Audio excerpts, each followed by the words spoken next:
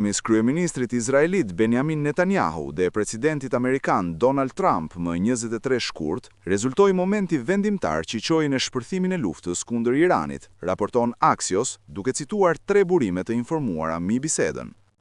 Sipas raportimit, Netanyahu i dha Trumpit një informacion tronditës. Udhëheqësi suprem i Iranit Ali Khamenei dhe këshilltarët e tij më të afërt do të mblidheshin të shtunën në mëngjes në një vend të caktuar në Teheran, një objektiv që mund të goditej me një sulm të vetëm ajror shkatrues.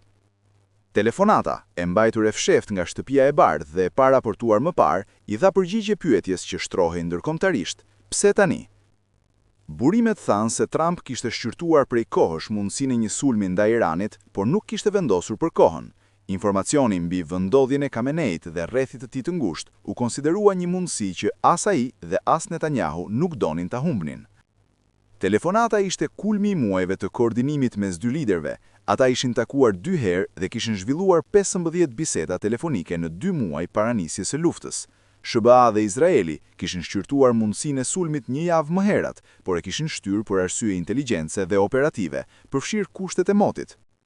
Një vlerësim fillestar i CIA-s, i urdhëruar nga Trump, konfirmoi informacionin e mbledhur nga inteligjenca ushtarake izraelite për praninë e Khameneit në takim. Deri të njëjtën para sulmit, agjencia kishte konfirmuar plotësisht se objektiva do të ishin të gjithë në të njëjtin vend. Të premten në orën 15:38, Trump dha urdhërimin përfundimtar për sulmin.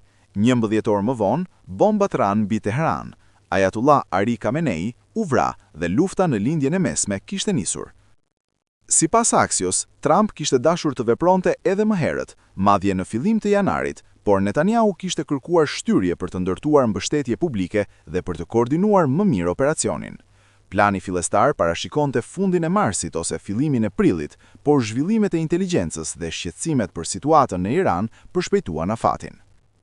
Administrata amerikane u gjend në një situatë të papritur, duke u detyruar të justifikonte publikisht sulmet pasi ato kishin ndodhur tashmë.